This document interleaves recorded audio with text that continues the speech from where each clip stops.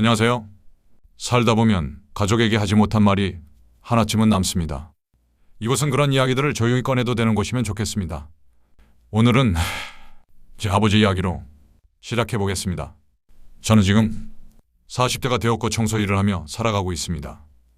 이른 새벽에 일을 나설 때면 가끔 아버지 생각이 납니다. 아버지는 지금 농촌 마을에 혼자 살고 계십니다. 일을 하고 계신 건 아니고 아침이 되면 요양보호사 선생님이 집으로 오십니다. 아버지는 1945년생입니다. 전쟁이 끝나던 해에 태어나 평생을 쉼없이 살아오셨는데 요즘은 제 이름을 잠시 잊으실 때도 있습니다.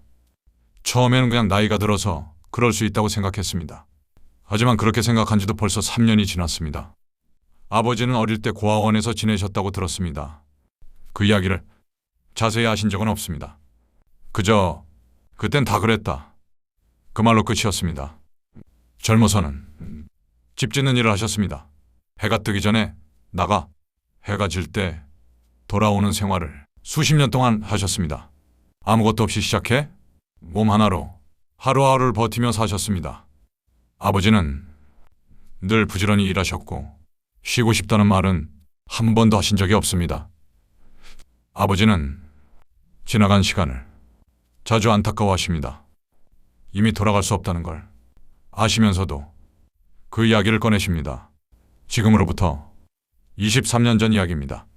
저보다 2살 많은 형이 21살 여름에 친구들과 물놀이를 갔다가 돌아오지 못했습니다. 그해 여름이 지나고 이듬해 겨울에 어머니도 돌아가셨습니다. 아버지는 그 일을 지금도 자주 말씀하십니다. 같은 이야기를 여러 번 하십니다. 그때마다 아버지는 처음 겪는 일처럼 마음 아파하십니다. 저는 그 이야기를 들을 때마다 어떻게 반응해야 할지 늘 고민하게 됩니다. 위로를 해야 할지 그냥 들어줘야 할지 잘 모르겠습니다. 아버지는 늘 부지런히 살아오셨고 명절이 되면 친척들을 만나는 걸 좋아하셨습니다. 사람들 사이에 앉아 말없이 듣고만 계셔도 그 자리가 좋으셨던 것 같습니다.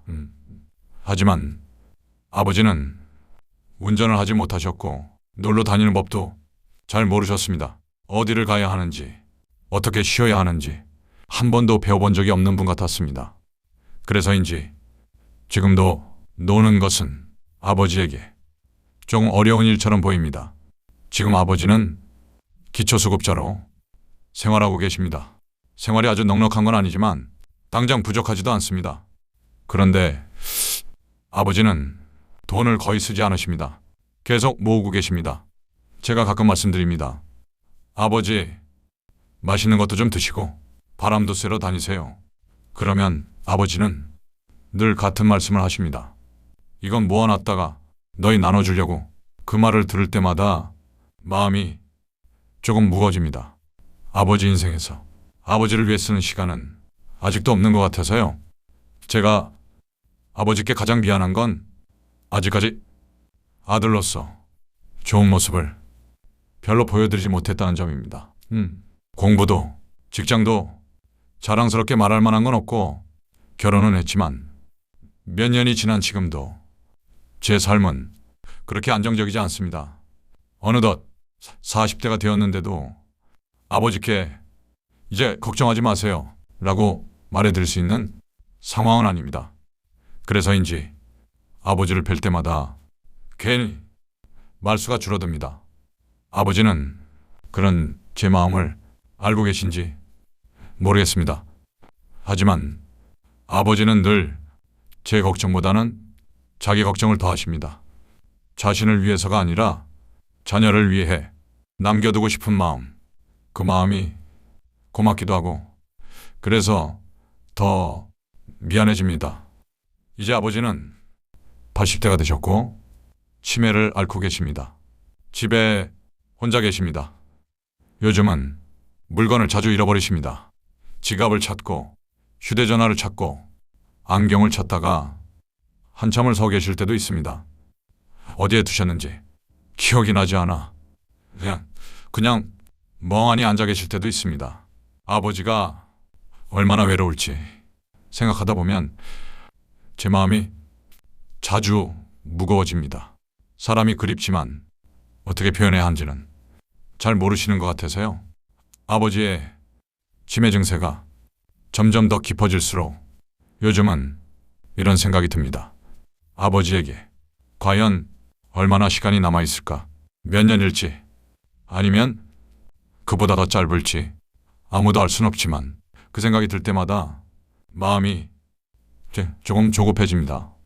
그 안에 나는 무엇을 해야 할까? 대단한 일을 해야 할 것 같다가도 정작 떠오르는 건 아주 사소한 것들입니다.